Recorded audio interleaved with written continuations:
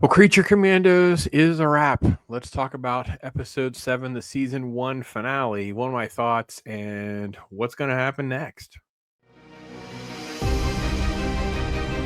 All right, Creature Commandos is going to do exactly what we expected it to do. It's going to wrap up the final episode talking about Nina. That's right, the fish girl, the little purse puppy that the bride has been going around with her little friend. We have a quick little flashback to her human parents and how she was born with, quote, her lungs on the outside. And then her dad's going to, I don't know, do some sort of crazy bioengineering and basically turns her into like the fish girl. But before we get to the full story, we have to flash to Frankenstein and have more moments of awkwardness and shenanigans as he's basically taken hostage some locals who are driving him to the princess castle, and he's going through this long diatribe about how the bride's going to fall in love, and it's so cringy with him talking about adult entertainment, but not that kind of adult entertainment. You know, the kind that's made for chicks, and you're like, okay, I don't know why James Gunn keeps going to this type of funny. I don't think it's funny, and I don't know who it's actually for. So let's get back to Nina the fish girl because she's basically the story of the episode. In the flashback, we basically just see that the mom and the dad just don't get along. It drives a wedge because he's just obsessed with coming up with some sort of solution to heal her. And there's all sorts of crazy experimentation that they're going to do. He's got this amphibian thing he's done, and they realize it doesn't work, and they just dunk her in water and realize that she can actually breathe, even though he's just turned her into a quasi amphibian. Then as she grows up, she's just, dad puts her in regular school because I don't know, he was never picked on, doesn't know how bad and evil kids are. And that's pretty much what she has done to her the whole time. It's just basically being picked on by tons and tons of different kids. It makes her miserable. And then later on, she basically just runs away from home to strip naked and jump into the sewer. And that's where we're going to find her when she comes face to face with her dad later on, and he sees the news. They've caught her, and they show her capturing her, and then he runs over to see her. Go, you're never a burden, but yeah, the cops don't understand, and they just shoot him because that's the theme of Creature Commandos: is people in authority are retard. That's it. It's happened repeatedly. Like Weasel gets shot, people misunderstand, and he was shot. He was a misunderstood little weasel trying to save a little girl in a fire. And Dr. Phosphorus, let's face it, he was just a bad guy. I mean, wait. Oh, no, he's not a bad guy now. He's a good guy caught up in a bad situation. And then that just makes him the bad guy, I guess. Like each one of them sort of has these sort of stories. But yeah, little Nina Mazursky, this is her little backstory. But what's actually happening is they're there to try to figure out how they're going to kill the princess. How are they going to get to the princess? And they kind of sneak into an area of the castle and they can see these little closed circuit cameras and find out what's actually going on. And Weasel is just like not knowing what to do, but he's like, he loves the princess still. That would be a theme that will run through the episode. Like, oh, because she played fetch with him for like an hour. So they can't quite decide how they're going to define human versus animal weasel, but they do a little bit of that. Other than that, nothing is going to matter. It's all about them trying to find some closed circuit security cameras and things like that. Dr. Phosphorus, by the way, we never address how he can keep his clothes on or how he could touch something that doesn't actually cause the harm he wants it to. Here he's actually smoking a cigar because they see something on closed circuit cameras. We're going to come back to that later because that is sort of like the twist of the twist, if you will. They're sneaking in. They're going to try to follow a way to get to the princess in between these flashbacks to the Nina Mazursky thing. And she's just basically, we're here to protect you, princess. But she's like, I'm just going to go for my normal swim. And they're just going to sneak in and they're trying to keep Weasel from tipping her off that they're there. She's going to go for her swim. And it's just all, still assassinate the princess stuff. And then we have the big cutback where Rick Flag wakes up for 2 seconds to say, it's not Mac, meaning Professor McPherson, when he and Frankenstein stalked her and found out it was actually Clayface and they were attacked and they fight and whatever. And that's how he ended up in this condition. And Frankenstein continued his journey across the world to go help the bride. And oh, by the way, we didn't address what happened to Frankenstein, did we? Oh, yeah, let's do that real quick.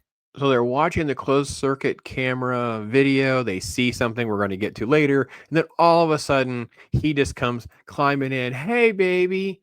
And what does she do? She treats him with a lot of love and affection. She shoots him multiple times. And then we cut back to the ground and she continues to shoot him. So the entire element of Eric Frankenstein, one of the elements of the original Creature Commandos, has been reduced to this pathetic simp of a character with no story. He's just a awful murdering monster who simps for the bride. There's nothing else to the character. So, like I said, Rick Flag comes to, says Mac, oh, wait, this guy and her are going to investigate and they're going to find out, oh, by the way, everything they thought happened hadn't happened. And there's really a clay face in the room. And, they're going to make their phone calls and try to get to them in time. And it's just layers of dumb upon dumb because of what they see and what they're going to try to do to intercede now and send Nina in to kill the princess, which of course isn't going to work. And she gets the upper hand on Nina and actually takes her out. So everything kind of gets twisted and turned. This is the big twist upon twist upon twist, right? So we started the season with kill the princess, and then, oh, wait, no, we're going to protect the princess, right? Because Cersei's attacking, so we must protect her from Cersei.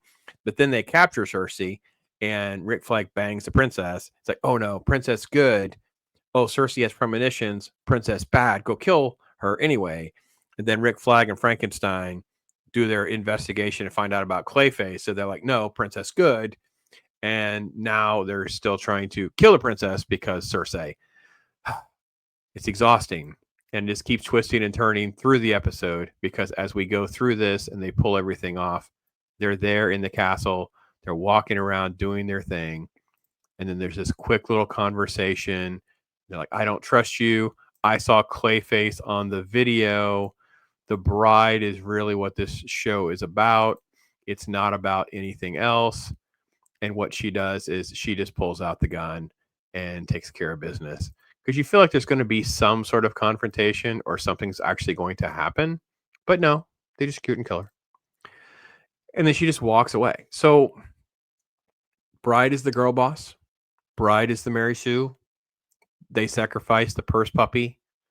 There's a quick little interaction between Weasel and Dr. Phosphorus where Weasel like bites his arm and like he grabs his mouth. So at least he appeared to be injured, but I don't really know how his face doesn't melt off. I also don't know how Dr. Phosphorus claims he was hurt. The bride just kills her. So she allegedly seems to have thread together that from the closed circuit camera of Clayface, Clayface was working with her to pretend to be Mac to say Cersei was right. I don't understand. If Cersei was right, then they would want to kill the princess, but not right because she's working with the. See, that's the convoluted of James Gunn. Just throw stuff against the wall, make it all seem okay.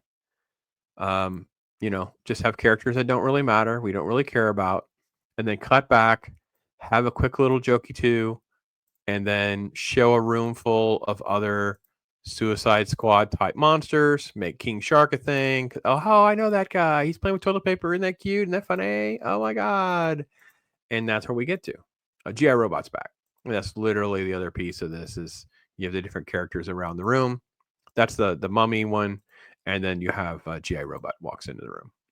James Gunn has brought to us the absolute worst elements of Marvel TV. It is a whole lot of time wasted. They are these 20-minute episodes or so. So it's like maybe 2 hours of our time, roughly.